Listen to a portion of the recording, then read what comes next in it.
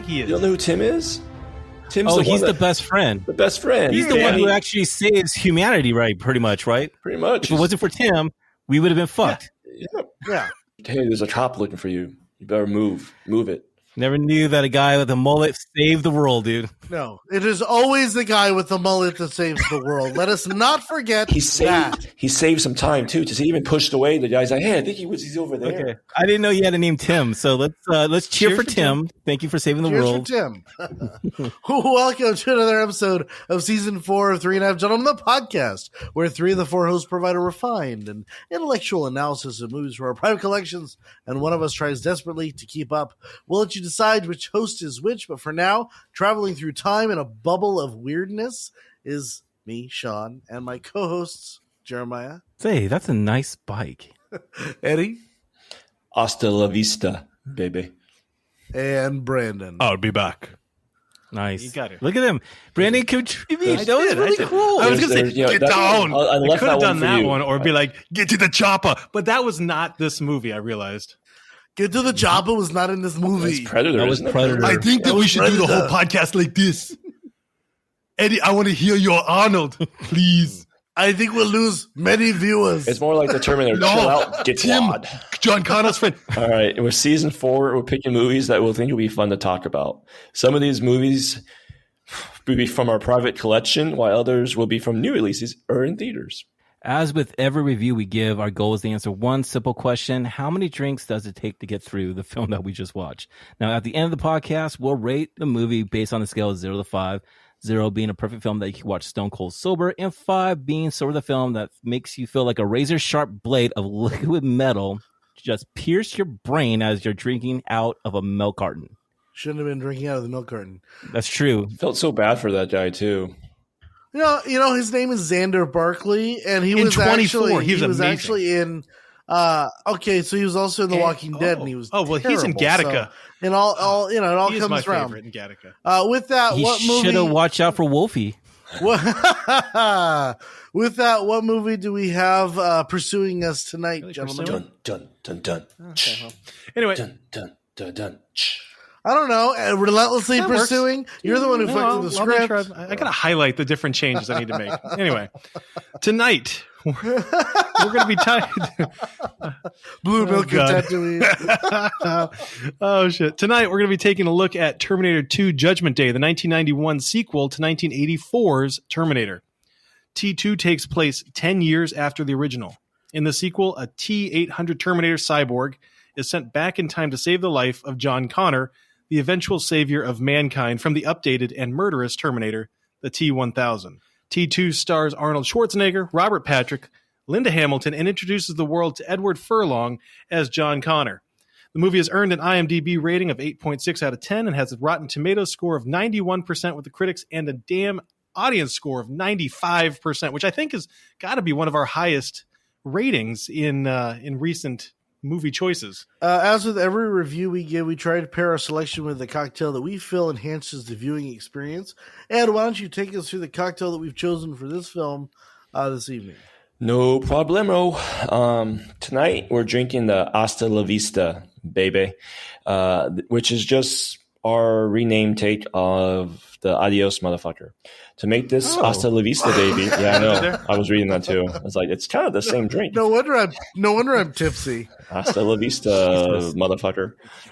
To make this, you'll need a half ounce of vodka, half ounce of rum, not run, half ounce of tequila, half ounce of gin, half ounce of blue curacao, and 2 ounces of sweet and sour mix in a highball with ice. Stir this shitload of booze up and then top it off with Sprite. After you drink 2 of these, you'll be ready to tell anyone to come with you if they want to live. Come with me if you want to live. Damn. I didn't realize how fucking drink it up now. packed this drink is with everything. This is a lot. What is a highball with ice? A highball is a glass. So a highball is that right there. What you have is a low ball. A highball is the skinny, tall one that I usually drink out of. So I call it just a double. So that's a highball. Yeah, a highball, double. Yeah, I mean it is what it is. But Sean if really you want likes to be the high class, highball you sack, call it a but- highball. And we wonder why Sean is a cat person. Just saying. Well, because cats are amazing. Listen, Sean, let's talk about the opening sequence. Let's get into this. Yes. Okay. So, what my favorite part about a Terminator is, I mean, think about this. You're in 1991. You've had 1984's Terminator come out, where Arnold Schwarzenegger is the villain of the story, and 1991 comes around, and you have the opening sequence where the most incredibly buffed out Arnold Schwarzenegger is back in his globe of brilliance. Shows up naked again, and he love it. arrives, and you don't know really whether he's the villain or if he is the savior. I was digging the shit And out that of this one. right Yeah. now, I mean, that when he's in the bar trying to get his your clothes, give them to me. Sizing people up. He's sizing people up. You forgot to say please. Yeah, you still don't know if he's good or bad, and it reminded me of the original scene, obviously, with the late Bill Paxton, and it just kind of puts a little smile on your face when you remember kind of how far this movie has come. Because this is what I love, Jerry. I'm going to beat you to it because I know that you're going to say it. Is that I was reading that in marketing that they completely hid the fact that Arnold was the quote unquote good guy. And I think that that's brilliant. And it's something I don't know if you could do today, but I mean, in 91, you definitely could do. Jared, did I steal it? Were you going to say that? No, what I was going to say is that I was going to talk about the opening sequence, but I do like the fact that Arnold was trying to push, supposedly, that he's like, hey, I could play two roles. I could play the good guy and the bad guy. And Cameron was just like, nah. Dude. Thank God. You just stick to my fucking script. So fucking asshole. So we skipped that part where you see all the straws, right? And you see that, and then was it Linda? Oh, yeah, sorry. No, that's fine. Was she saying something, or was somebody saying something? Yeah, she's narrating the thing. Shows 2029, which made me real happy with the time. Well, it kind of gives you like the opening, right, Ed? So you're right. It's Lynn Hamilton, and she basically says that in 2029, Skynet has taken over, the machines have risen, and John Connor is the sole leader of the resistance. Yes. They tried to send back a Terminator in 1984 to kill him before he was born, and now Skynet has sent another Terminator back in time to kill him when he's just a small boy. T-1000. And we don't know that. Oh, yeah. We don't know officially, that yet. Yeah. And then John Connor, they say the resistance has managed to send back a protector of their own to try and protect John Connor from Skynet. I've never listened to it, but that's a big part of this. I listened to it this time. Usually I just skip right through it, and you see Arnold, trying to find clothes, but I actually listened to it. Like, oh, it does explain the whole premise of the movie a little bit right there. Well, I mean, the title kind of pretty much tells it out. It's like, hey, it's not Terminator 2, it's Terminator 2. There's two of them. So, I mean, they're just like, oh, okay, look at that. But I like the opening sequence. I don't know why, but I just thought it was totally pushing away from the original one. And we're going to show some crazy effects, crazy designs. And it just looks fucking badass. First one, you don't really get it. You don't get a big type of action sequence. Stan Winston said it best. He said the first one they tried, the second one they did. Oh, yeah, exactly. He said the first one they tried to make these machines, and the second one he was like, "Holy shit! I can actually make these machines do shit." It was a totally different world. And I just love the opening credits where it's just Terminator 2, and it has the fucking fire of the apocalypse, and you see everything burnt down. Brad Fidel's music. Yeah, exactly. And then you have the playground being burnt, and you see the four horses referencing the four horsemen and everything like that. It's pretty badass, dude. It gives me chills just thinking of the music with that scene and everything, and going into the both Terminators and stuff like that. What I like to think is it resets and restages this series into kind of a different type of movie. So the first, Brandon, I know you didn't like the first one. We reviewed the first one. It was one of my favorite, action movies. I know it has a lot of flaws in it, but that movie is freaking awesome. This movie kind of went, okay, we're going to give you that movie, and then we're going to kind of double down on everything that you liked from that movie and take out all the shit you didn't and make characters that are a story that is way more compelling. And to me, James Cameron is famous for saying he would never have made a second one if he didn't have a story that was that was better than the first. And I think so. I want to take on that one because you're right. I did not like the Terminator 1. I thought I felt let down with that one. With this one, I feel like they took Terminator 1 and in a lot of ways they just redid it like you were saying in a better way. What I liked about this one, and I don't know if I'm like this normally, but what I liked about this one is that you don't really need to see the first one to watch the second one and enjoy the second one.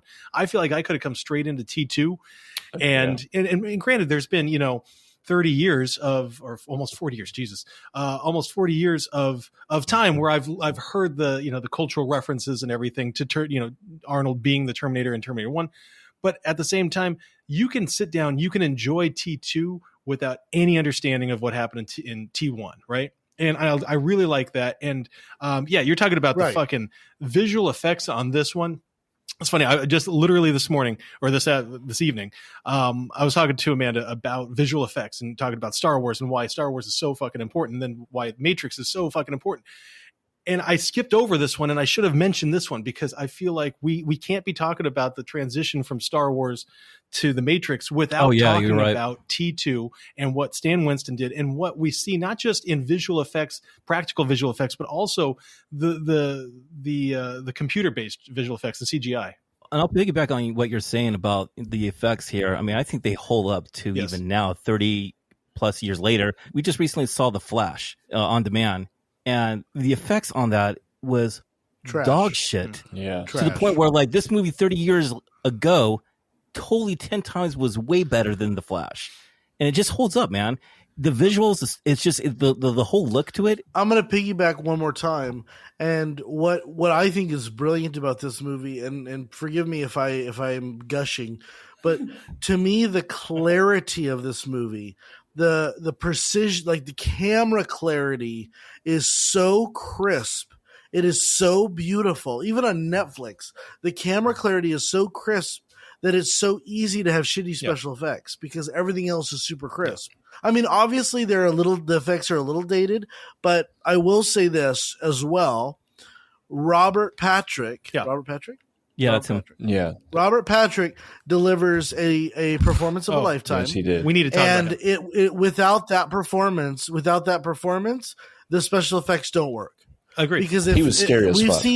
We've seen other Terminators since in Terminator 3, Terminator 4, Terminator blah, blah, blah, blah, blah. And it doesn't work without this total menacing character of Robert Patrick, which I would desperately want them to bring back if they ever do like another good Terminator movie. Question: do you think that he's one of the top 20 villains of all time in motion picture history? I'm going to take this one.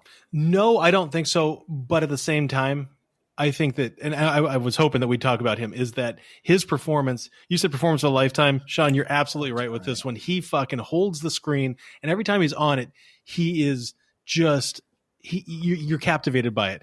At the same time, and maybe this is just me, I didn't feel a sense of dread and terror when I saw him on the screen. I know I'm probably in the minority there, but I wouldn't call him one of the greatest villains. Like when you see, I'm just going to take Hannibal Lecter. I think that Hannibal Lecter has to be one of the greatest villains, if not the greatest villain ever put to screen. And because when I watch that movie, when I watch Silence of the Lambs, and I watch him on the screen, I feel uncomfortable, right? When Robert Patrick's on the screen, I don't feel uncomfortable. And I think that that's maybe because of the action oriented aspect of it, but I would say that he's definitely top 50, but I wouldn't say top 20. Sean, tell me I'm wrong. So really? I'm not going to say you're wrong at top 20, but I say you're wrong when you don't have dread when you see him. When they're in the mental asylum. That's true. And he's coming at them and Arnold is protecting them. And he's running down the hall, and then he's got his knives that come out, and that he comes down through the elevator. And then he comes in, and he's running, and the car can't catch up because he's running so fast. And then he gets onto the car, and it's like you've got this series of scenes where I believe like. I legitimately thought Robert Patrick could have caught them. Yes. Like, and that to me is the mark of a good villain is when this motherfucker, he is going to get him. Like, I felt like he's vastly superior to the team. Well argued, Sean. There's no weakness to him. It seemed like there was really no weakness. Like you saw right away, like, oh, this guy is like better than the Terminator. Like you knew right away, is like, okay, like this guy, he can go right through the bars, and he killed the foster parents. The way he killed fucking everyone. Yeah, he killed everyone. That guy in his way, besides Tim, but he tossed him right away. So I agree with Jeremiah. Like, I want to say, if anything, I think he's top 15. I think he's there. He's terrifying. Yeah. He doesn't say a word, practically any words, besides a few here and there, but he's very, very calm and very like a psychopath. It was weird. Like weird. You guys are talking me into around to it. Yeah. Yeah. There's two things here. I mean, you talk about fast. They had to actually not once, but like, reshoot the scene where like, Edward Furlong's character, John Connor, is riding the motorcycle. He literally caught up to him. He's so fast in real life that he literally caught up to him to the point where, like, okay, we have to actually cut that over again and do that shot again because he's pretty fast out there. But what I really like about Robert Patrick's character in this movie is that in the beginning of the movie, he doesn't act like a machine. Yes. You think he's actually like a real human trying to find John Connor, He doesn't have like the whole like visual like what Arnold Schwarzenegger has, like, Yeah, it doesn't even show him. And the moment that he finds John, he's a shark, He's looking for blood. He doesn't even close his eyes. His eyes are wide open, like, I'm onto you. I'm going to get you. He never blinks out once in this movie, it seems like. I would agree with that, and that does create a terrifying kind of villain. So I do want to spend a little bit of time talking about the paradoxes, about time travel, because I think that there are so many movies out there that try to touch on time travel and don't do it properly. I think this movie, and forgive me if I'm wrong, tell me I'm a piece of shit, but I think this is one of the greatest time travel paradoxes that you possibly can create on film. It works. Yeah. And the reason it works is because you have these compelling fucking characters that almost you're in a loop with, and you can change them out. So Brandon, you have your hand up. Let's No, you're not wrong. I think that we're all kind of whores to time travel movies. I mean, I know we've talked about in the past that who doesn't love a good time travel movie? And I'm going from Back to the Future to this one to, there's so many. But one of the things that I'm watching the first half of the movie, and you start learning a little bit more about Dyson. And literally all I'm saying is, why are we trying to protect John Connor? We don't even need to worry about John Connor. And I'm like, this is a major flaw. This is the stupidest thing. I was getting pissed, right? And all of a sudden they're like, we need to go kill Dyson. I'm like, thank God, Linda Hamilton, Sarah, you know what you're doing. It answered an issue that I think was needing to be addressed. Now that being said, but therein lies the paradox. Therein lies the paradox. I know, because it's the grandfather paradox, right? Which, if you know that, it's if you go back to kill your own grandfather, then you couldn't actually go back to kill your own grandfather because he would never exist in the first place. No, not that. It's that Miles Dyson and Skynet exists because the chip and the hand from the first Terminator made it into the second Terminator. So Miles Dyson was just a pawn in the grand scheme of Skynet. He wasn't special. The hand and the chip was special. And so Terminator 1 created Skynet's ability, essentially, to create a Terminator, because without the hand and the chip, Skynet doesn't create the Terminator. They don't end the world, and they don't send the Terminator back in time. So really, it is the past predicate that creates the new reality. And I think that right there is one of the most fucking fascinating things. But wait, no, but you're wrong though. It's the future that creates the past that creates the future, right? Which is, but I get what you're saying. So let me ask you something now.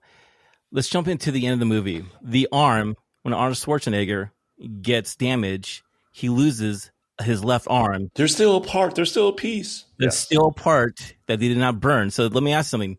Do they survive it? Does it keep going on a fucking loop that we just like this endless? Listen, I've seen one of the many sequels, and I can't remember. That's my question to you guys. It's that final destination. Like, it's gonna happen either way. Mm-hmm. It creates its own timeline, but the ending part is still gonna happen. And the whole idea is John Connor is still gonna be the person to end it. It seems like. So no matter what, it still has to go to this paradox. One way is like, oh, well, we have to go back, part one to kill John Connor's mom, when she was a baby. But she was always going to survive. You think about it, if that never happened, it's still the Terminator's lost. Then, realistically, then the Terminator's lost. Then that means John Connor would have won. And either way, that means also the Terminators existed. I hate to be a one of these people, but I liked Terminator 3. I did not like Nick Stahl. I did not like that they killed off Lynn Hamilton. I don't like a lot of things from Terminator 3. Was a vet? There was a veterinarian in there somewhere. Yeah, that was Claire Danes. Yes. I remember. It was dog shit, but the story was perfect, and it was a perfect ending. And I wish that Lynn Hamilton had come back and they had just done it right. Because here's what happened in Terminator 3 is that Judgment Day was just prolonged, and Judgment Day is inevitable. Yes. The machines will rise. John Connor has to save mankind in order to precipitate this big circle of sending a Terminator back in time to protect him as a little kid, because if not, Skynet would just do it. Yeah. So I think this is time travel. Once again, time travel at its best. Time travel is at its best when it is inevitable, when you cannot change what has been set forth. But I love when they can alter small details to change it in a way that it might benefit them. So small changes, good. Big major changes of deaths, you can't do. So are there multiple timelines, are you saying? No. One timeline. But things move on the timeline. Day.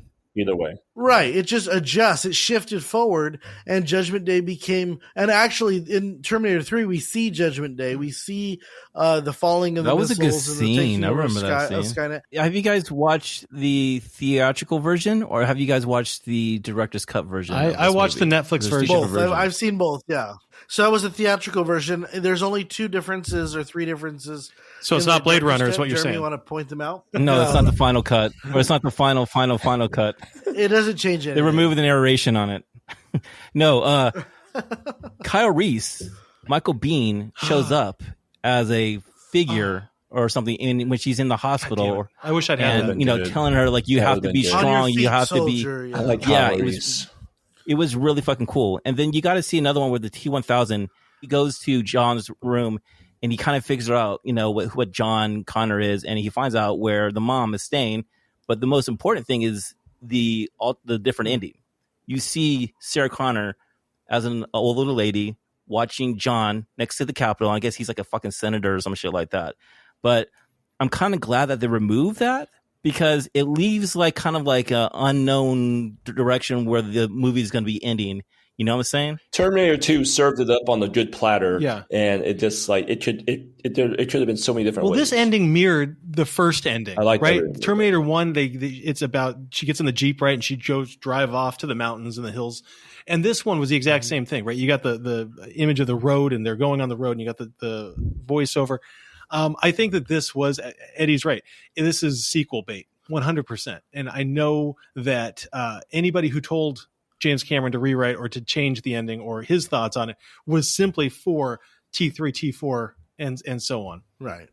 And this franchise has suffered from multiple directors, multiple stories, multiple people thinking that they could do it, and quite frankly, bad casting over and over and over again. We need to talk about casting, because I think Brandon, you got something to say about Edward I've got Furlong 2 things to say, and the casting of. I need John to say Connor. 2 things, and I need to get this off my chest. I remember as a little kid watching The Last Action Hero, and I thought, God damn, Arnold Schwarzenegger can act, and I remember loving him in that movie. And whether he can act or not, I don't know. But he was just such a likable character. Then you see T2 and you see him embodying the same, joy of just being on screen. I loved watching Arnold Schwarzenegger in this movie. It just made me smile. Every time he came on, he was kind of doing it. I don't say tongue in cheek, but he was just relaxed. He wasn't trying to be something that he, shouldn't have been. I loved the moments. It was in I his love prime. the moments of just kind of relaxation when they're talking about, different catchphrases and hasta la vista, baby, all that stuff. I loved watching Arnold Schwarzenegger in this movie. Now, that being said, and my score is going to reflect this, Edward Furlong should never have been cast in this movie. I know that he had to dub in his lines again because his voice broke and it took so long. I get all of the reasons why he sucks. At the same time, James Cameron, who had at that point influence over anything and everything. I mean, he's a true auteur. If you don't know that word, we can talk about it later. he is brilliant in what he does, and he is such a stickler for perfection that the fact that he cast and allowed Edward Furlong to get cast in this role, and for Edward Furlong to drop the ball so many times in his acting, was to me a disservice to a very, very good movie. So I don't like that he's supposedly 10. I didn't like that idea. It just made me realize, I was like, okay, this he's more like 13. Okay, he's a little bit bigger. Like 10 made it seem. That's what we almost I have caught 10-year-olds. Like, that made it seem a little unbelievable. Right? I was like, yeah, I almost have a 10-year-old, and he would shit his pants every fucking second if anyone comes at him this way. Like, that's the only thing. Was like, he's not driving a motorcycle and heisting the bank for $300. Like, all that's way too high tech for a 10-year-old. And I have to agree with that. Like, but I do like Edward as the character.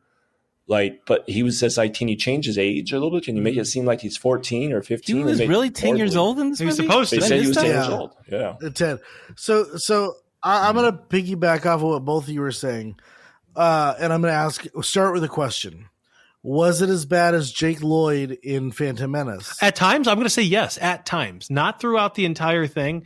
But honestly, when Edward Furlong would get, especially when he got excited, oh my God, and his voice would just be like, it really made me kind of shake my head and go, God damn, this is hurting. I'm not going to say ruining, but this is hurting a near flawless movie. Oh, you guys are crazy, man. I thought he was actually pretty good in this movie, man.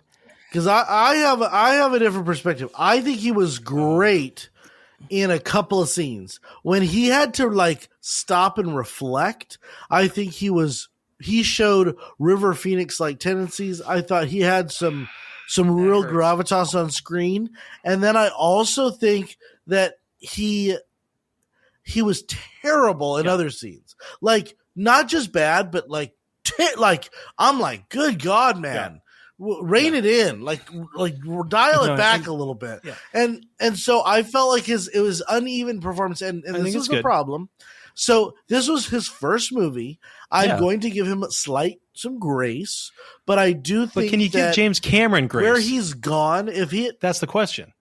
Yes, James Cameron was probably so focused on the story and the CGI and the script that he didn't really even see Edward Furlong. I thought he was really good in this movie. I mean, he has to hold up. He has to play John Connor. And I didn't mind him, being like this rebel kid and everything. Because in the '90s we just were raised differently. Well, I'm saying that we were stealing shit, but it was a little different. Time back in the day and shit, dude. Yeah, you raised different. I'm just saying. No, like I'm saying you weren't stealing shit. At 10 years old, bro, were you doing any of this? Anything that he was doing? Yo, dude, if I saw $20, I was still $20. If I saw candy, I was still candy, dude. He was good in Detroit Rock City. I remember that. Anyway, yeah. But anyways, what I'm saying is that, I think he held his own. I think that you're expecting too much for a person that's their very first movie. I don't think Brandon's criticism is not the character necessarily with Edward Furlong so much as James Cameron casting and allowing that in his movie. And I will say, another James Cameron allowed Bill Paxton in his movies, and he was a terrible. That is horrible, dude. Bill Paxton is a fucking treasure. I fucking hate when you say that. He's a fucking great actor. If anyone's out there questioning my categorization of Bill Paxton's acting chops, all you have to go see is Aliens, the second Alien movie, and then you'll know. Bullshit. Absolutely terrible. He was so scared, bro. He is so. He was on like awesome meds in that movie. He was on meds. Dude, he was awesome. A legend because of that movie. Don't listen to him, listeners. Yeah. He's fucking great in Aliens. No, and I just want to clarify, Jer. I love continuously his character. I love the writing of his character. I'm great. Make him a rebel. Go for it. Go dark. Love it. My problem isn't, it's not Edward Furlong. I don't want to shit on the poor kid because it was his first movie. My problem was the casting director and James Cameron. And James Cameron for not saying, let's do that one again. Let me go talk. Let me put my hand on your shoulder and say, that was not a good take. Try it again. Try this. Right. And that was my problem. I will say, I think he should have done the same thing with Linda Hamilton. Yes. Linda Hamilton got buffed and beefed for this movie beautifully. I loved her. First of all, I love Linda Hamilton. She's one of my favorite actresses. She kicks ass in this movie, but I wish that James Cameron had taken her by the shoulder and be like, okay, dial it back again. Like just a little bit, because you're a little emotional and a little like crazy, and you can still be crazy, but don't be so like, I've got to save my son in every scene. Like, we get it. There needs to be nuance, right? There needs to be nuance, and I agree with you. Yeah. Add a little bit of subtlety to your performance. I think she played it pretty well, being like person like, hey, I've seen the future. The world's going to end. Yeah. I'm trying to no one's not listening to me, and I'm afraid of my son going to get killed and shit. But I'm just going to say Linda Hamilton's transition from I'm scared as the first Terminator to like, holy shit. Badass. She's Ripley, dude. Pumping up a shotgun with one arm. Like 10 times full on this movie. She's pretty hardcore. When she escapes the mental facility with the syringe of whatever like floor cleaner that is. I'm just like, this is badass. Like, I thought that Linda Hamilton was fine. And when she goes to Dyson is when it gets bad. She could have just like, she should have ratcheted it back just a little bit. I'm just going to ask you this. This movie has a lot of iconic scenes in this movie. A lot of iconic scenes, man. What is your favorite iconic scene in this movie? Just, there's like so many of them. If you had to name one. So like, what is the one scene you're just like, you always want to see? Well, there's so many damn chase scenes and driving scenes. And normally, you guys know me, I'm not a huge, like, let's just pump up the action and dial back the story. But holy fuck, seeing car chase after helicopter chase after big rig chase, that was fucking unbelievable. I think one of the things that I loved the most, though, was, and Sean, you said this earlier, the relentlessness of the T-1000. But when they are chasing on the bridge and the half of the big rig comes off, and it's just nonstop pushing at him, action. You got him. That's what's on the motorcycle, right? Where he's just turning back and just shooting, and that whole in the aqueduct of LA, fucking just scene blew me away. It blew me away on a practical level, like the shooting level. It blew me away on the story level. It blew me away, honestly, in like a meta level, because I'm like sitting there knowing that I'm watching and enjoying this action scene, which I don't normally enjoy, which is making me enjoy it even more. So I would say that chase scene was just fucking perfect. Nice. Eddie. So like feeding off what Brandon's saying, like, there's so many different acts in this movie and so many different scenes that it's not like just an instant scene. It's like you have the motorcycle in the very beginning with, driving around there. It was so many different scenes with the hospital, the insane asylum. And then you're going around with the very end of the movie, which I really personally liked, how the T-1000 died. I don't know, something about that whole last with Sarah Connor just unloading, I think, like 8 rounds of shotgun. And you, as a kid, I remember watching this. It's like, you got him. You fucking got him. You don't need the fucking Terminator 1. You got it yourself. And then the last one, she tried to, and she had him on the ropes, and then you're out of bullets, and you're just like, but the nitrous oxide when he freezes, like, and then out of nowhere you have, Jesus Christ, perfect, yes. You're right. I mean, the refinery. Once again, the refinery scene went from the first movie where the Terminator was relentless. It was going through the after him, and he gets crushed. And they were like, okay, now this one's 11. We're turning it up to 11. So the most iconic scene. The most iconic scene in the movie is the fucking thumbs up. It is when Arnold is being dipped in the goddamn liquid magma, and he looks up and he delivers, which I think is one of the greatest lines of all time. I know now why you cry. And he puts his hand on Edward Furlong's cheek, and why I think that line is equivalent to the go stay exchange in E.T., which is one of my favorite exchanges of all time. That's a tough one. When E.T. says go, and oh god. Anyway, that's the type of gravitas that the scene had. And then he goes down into the lava and he puts his thumb up like, yeah, but I'm going out in style. I'm going out on my own terms. Here we go. So Jer, what you got? Two scenes. One, I like the scene when Sarah Connor is going to the elevator and she finally sees the Terminator coming out of the elevator, and her pause is so scared shitless. Straight panic. Yeah. And then he goes up to her and he says the line that Kyle says to her, "Come with me if you want to live." And that, to me, I'm like, oh. Wait, Jeremiah, what does he say? What does he say as he says it? Come with me if you want to live. No. Well, how does he say it though? Oh, sorry. Come with me if you want to live. Oh, thank you so much. God dang, that's perfect. But I honestly thought the cyber war against the SWAT team, when he's coming out and he's like, "I'll be back," and he literally takes all these bullets and he takes everyone down by shooting them in the leg. Yeah, he doesn't kill him because Edward Furlong said, "Don't kill anyone," and he's like, "Total deaths 0." I thought it was such a good scene. I mean, it's horrible. Don't get me wrong, but I'm like, he's so being nice. Look at him. He's a nice Terminator. And I will say there is the Brandon kind of alluded to it earlier. There's a couple of scenes throughout the movie where Edward Furlong and Arnold are bonding, and the desert, or at the gas station. I think, but it's the line that Linda Hamilton delivers is flipped from the original movie. She says something to the effect of, "He'll never hurt John. He'll never turn on him. He'll never betray him. He'll never leave him." And in the first movie, I think Michael Biehn might say it is, he doesn't care about your feelings. He'll betray you. He'll lie to you. He'll cheat you. He'll do everything he can to kill you. And it was like she's realizing that the Terminator that has been sent back is essentially the embodiment of Michael Bihn's character from the first one. He's just as good, only he'll never leave. He'll never leave John. And I think that relationship is beautifully explored in number 3. Yeah. Once again, bad casting, Nick Stahl, trash movie. So just wondering, I'm trying to understand. Yeah. I'm trying to understand, this Kyle Reese is from the future and he travels back.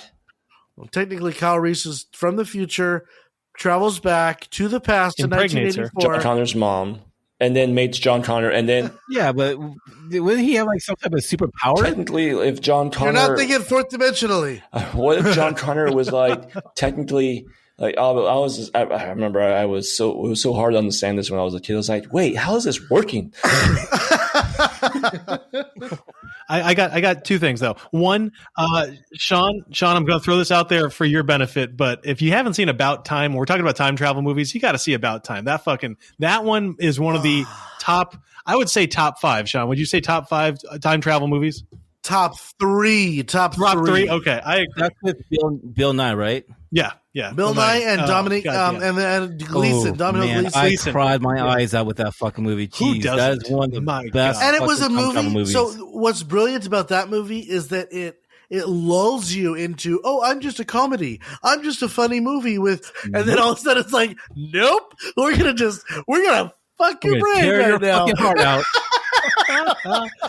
No, but I want to go back real quick, Sean, to something you said and talking about this relationship, the father figure that the Terminator, I guess, plays from. And it's so cliche, but at the same time, I think more than anything, we see the Terminator listen. We see the Terminator listen to John, which is something that I think we haven't seen, that he's never had before. And I think that it's just kind of a powerful moment and message to people, is that if we just stop and listen to the other person, damn it, how much further could we go in a good way? And I know that seems kind of preachy and getting on a soapbox, but I loved it. I loved those moments. I love those moments of peace and quiet within the fucking chaos of everything going around. Well, and he has this great line, if I'm supposed to be this great leader, why doesn't anyone let me leading?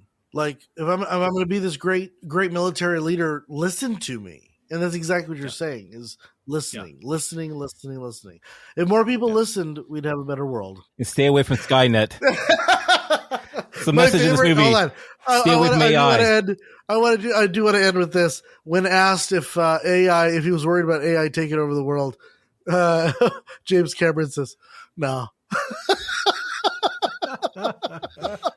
Really? No, he's not worried.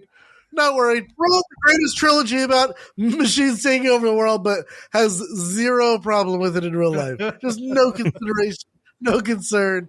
No, sir. We're good. I actually like what he said. He's like, didn't I try to warn you guys?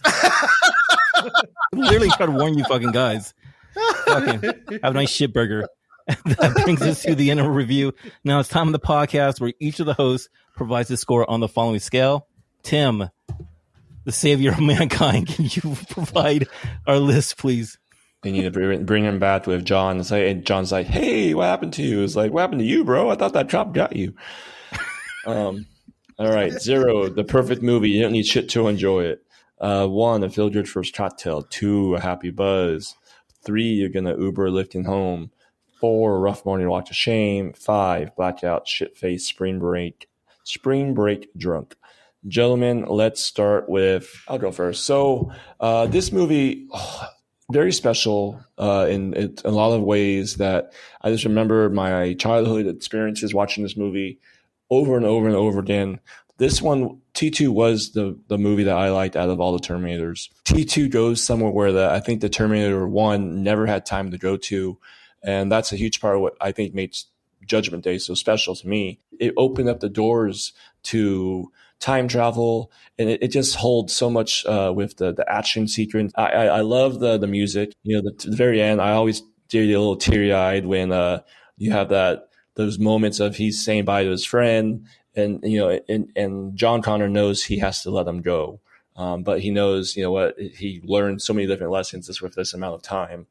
I almost wish the acting of like Stand By Me, if that makes sense, was in here somehow. I like that Stand By Me of acting. Obviously, you can't have River Phoenix in this movie because the timeline doesn't match up. But you know, that same type of style of those kids, they were acting at that young age with those four kids. But I personally think this is a fantastic movie. It's by far one of the greats out there. There's very little to say wrong about this movie. I think we maybe barely touched on it. I think this is a half a shot, so 0.25. Very good. Jeremy. I remember this movie just being a very, like Eddie said, a very big influence in our childhood. Like, this was the VHS that you couldn't wait to buy, and when you had it in your house, you religiously watched it. You know, you had your favorite parts. It was one of those movies that you couldn't wait to see, and you couldn't wait to see with your family, and you couldn't wait to see your friends because you were seeing something different. Years and years later, man, I still think this movie holds up. I think it's one of the best action movies that you will ever see. I think it's one of the best sequels that you will ever see. Visually, I think it was ahead of the game. If you don't have this movie, you don't have a lot of the cool things that we have now to this day. I thought the acting was pretty badass. You know, I like Arnold. Robert Patrick, I think he stole the fucking movie in this film, dude. But I think the really big thing about that is the father theme in this movie, man. In watching this as an adult, it was fucking heartbreaking because the thing is that he's never going to leave him. He's always going to be there, and he will die to protect him. It's like the same thing that we would do for our kids, our nieces and nephews, you know, that we would do whatever we need to do to sacrifice ourselves for our kids. And I think that holds a big fucking different element to the whole movie. You need to watch this. It still holds up. It's almost a perfect movie. Not quite there yet, but you know what? Maybe 10 years from now, it will be a perfect movie. So this is a shot of a movie for me here, guys. 0.25. Wait. 0.25? 0.5. 0.5. Okay. He's a shot. So my memory and knowledge of the Terminator, Jesus Christ, the Terminator franchise was pretty much unknown, right? I mean, I know we did Terminator 1 a while back, and that was my first time seeing that movie. I'd heard about it, known about it. You know, as a movie lover, I always hated myself for not having seen it. And I was so happy that this podcast forced me to see it because I really did enjoy seeing it. Same thing with T2 is that I knew that as a movie that I needed to see and I hadn't seen, and I hated myself for it. And so thank you guys for pushing me into watching this. You guys remember back in the day when you were poor and HBO gave their free HBO weekends. Remember that? And you got HBO for like a weekend. And bro. So I remember you're hoping to see that movie. Oh yeah. So I remember that Terminator HBO 2. 2. Now you still Yeah, I my know, HBO, Brandon. It's actually Max right now, so let's call it for what it is, okay?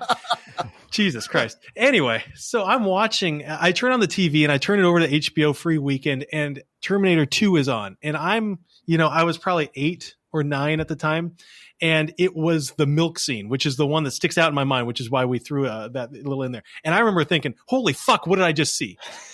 The next day, I turn it on, right? Same thing, just trying to see what's on HBO. And it's everybody's getting melted on the playground because it's her vision. And that was my fuck am I watching? those were my 2 introductions to Terminator 2. And I remember those were like, it's not the right word, but scarring is not the right word, but those moments stuck with me. And so that's what I always thought of with T2.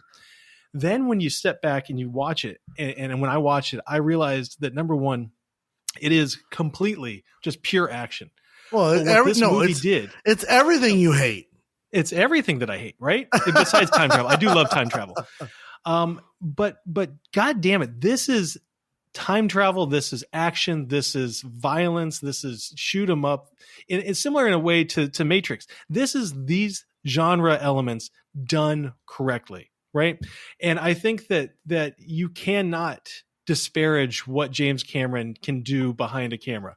I hate Avatar. We've already established I hate Avatar. But God damn it, is that not one of the most beautiful shot movies in film history?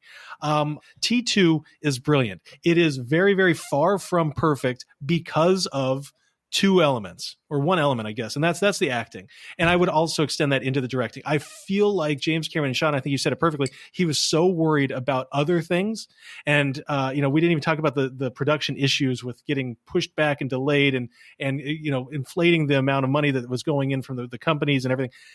He was so focused on the business aspect of it that he forgot to worry about one of the most integral and essential elements, and that's the acting. Edward Furlong, I think that he was miscast, but more than anything, he was misdirected. I agree with you, Sean, because I didn't really think of it until you mentioned it, but Linda Hamilton, same thing. She was misdirected, and I wish that those had been remedied because this could have easily been a 0 movie for me. Because of those 2 miscues, it's not a feel-good first cocktail, so it's not a 1, but I'm going to give it a 0.74 just to piss Jeremiah off. I want this movie to be in its own category, so I'm going to say 0.74. And again, that comes down to simply acting and directing of the actors. So 0.74 for me. Sean, go ahead and round us out. Yeah. Did you say 1.74? Did I get that right? No. 0.74. 0.74. So I'm going to disagree with you on the realm of acting in one instance, and I believe the instance is Arnold Schwarzenegger. If you look at the pantheon of Arnold Schwarzenegger movies, I think you alluded to this earlier. He was at his absolute tip-top best. He was relaxed on camera. He was absolutely phenomenal. You cannot say that he is any other actor. He is him. And as far as his movies are concerned and his performances are concerned, this is his piece de resistance. It is the greatest piece of film work he has done. He was heartwarming. He was action oriented. He looked awesome. Physically looked awesome. He hit his cues. He was intelligible. You understood the words that came out of his mouth. Everything was, to me, with Arnold, was absolutely perfect. And so Robert for that, Patrick. I will say, I would have to give you and that Robert too. Patrick, yeah. And Robert Patrick gave a performance of a lifetime. We've talked about Linda Hamilton. We've talked about Edward Furlong and how they did detract from the movie. But what really overcomes the movie for me is the story. I think that this is probably the greatest time travel story of all time.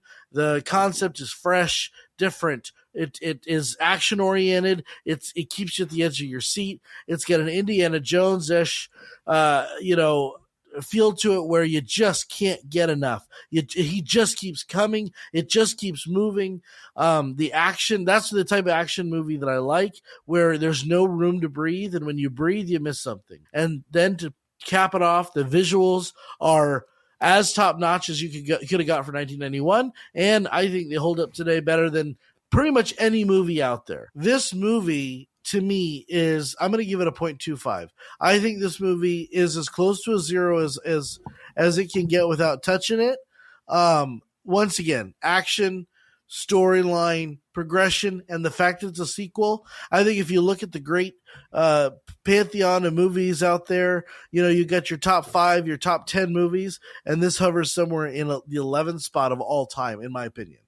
Of my favorite movies of my list, it's somewhere in the 11 range. So I think it's just a fantastic film. All right. When you take our scores and divide by 4, what does Terminator 2 get an average rating of there, Eduardo? Bro, is that a Harry Potter picture behind you? I never noticed that one. Is that new? It's from the play we saw in New York. Okay, okay, nice. I keep that always to my heart.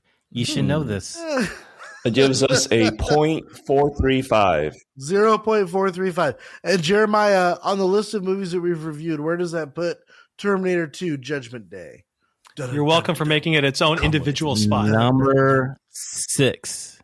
Number 6 on our list. Okay. So what is better? What is better than Terminator 2? Saving Private Ryan is number 1 as a 0, our perfect movie that we have here. Then it goes Empire Strikes Back, Raiders, Prestige, Top Gun Maverick, Field of Dreams, Jurassic Park, Godfather, all tied up at 0.25. This goes right next to it. Its own place. T2, 0.435. It beat Frankenstein, which Frankenstein was a 0.4375. That's one of the greatest movies of all time, too. The problem is that we're mixing these genres, right? So it's like, I almost feel like each movie genre should have its own list. It just doesn't, I don't know. For me, it's hard to put Terminator 2 in the same breath as Godfather, but at the same time, I like them equally as much. They're equally as good movies. It just feels sacrilege. It feels like, Sean, I think you're giving it not really the benefit of the doubt.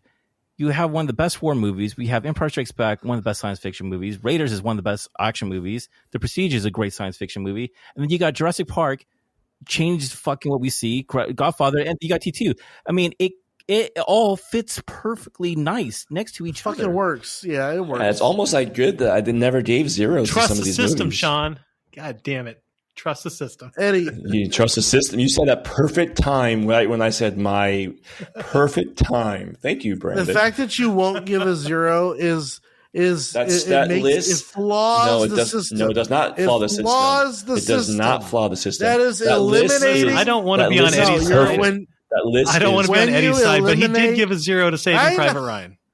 Yeah, and I think he did it for Sound of Music too. Just no, I didn't do Sound of Music. He missed out on Indiana Jones. That's all I'm saying. I did it for different. That was the one in Empire. Yeah. He did give a 0 to Perks being a Wildflower. I think that's a 0 movie. I think that movie is way underrated. I love it. All right, if you enjoyed our review or fan of the podcast, we ask you please subscribe wherever you're listening and give us a 5-star review on iTunes. You can find us on Instagram at @the.gentlemanpodcast. The dot means a lot. You can find us by email at hosts with an S, HOSTS, at thegentlemanpodcast.com. And you can see us there also online. We just want to take a moment to say that we've had some incredible growth this season. Season 4, we've tried to bring you weekly episodes, and thus far into the year, we have succeeded. We are very excited about a couple of upcoming projects that we hope you'll dive into, and we really appreciate every listener, every referral, every time anyone says, hey, tell your, hey, this is a good podcast. Tell your brother, tell your sister, tell your friend, tell your grandma. So just wanted to thank you. We also listen to all your times you write to us also. So all those nice things you say about all of us. Thank you. All of us had. Listeners, thank you so much because, man, it is awesome that you bring us into your life and we're just like talking about movies, having a few drinks, and just shooting the shit. And, you're a part of our family. So that's pretty fucking awesome. So thank you so much. Thank you for just sharing. Even if you share with one person, dude, you have no idea how much it means to us. So thank you. That, cheers, gentlemen, and we will see you next week. Oh, wait, Jeremiah, what do we got next? It's either going to be my movie or Eddie's movie. So I don't know what Eddie wants to do, but I'm pretty sure it's going to be great. You know me, Sean. It's going to be something from the 80s and shit, Well, I'll probably do something from the 80s. I just think it's Hashtag hilarious. John So Hughes. for all of you who are not really listeners consistently, Jeremiah's pick is always so at the beginning of the Keeps us on season our toes. we always make our own picks. Every host makes 12 picks or whatever, and Jeremiah's are always TBD, TBD, TBD, TBD. Keeps us on our And so the week toes. that comes, he's like, "Oh, I'm really struggling here." It's like, yeah, So many movies I There we watched go. that we never did. Let's put it this way, listeners. I have my collection, but I also kind of wait to see if it's coming in through our streaming devices. So it's a lot. All he easier cares for about people is to it's in the switch. theaters. Flawed. So Yeah. yeah. Most of my selection go to the movie theaters. Like every time you hear a movie theater movie, that was my movie. Well, thank you very much, and cheers, gentlemen. We'll see you in a week. cheers. No fate. Cheers. The full thing is no fate but what we make. I think that was a really good episode.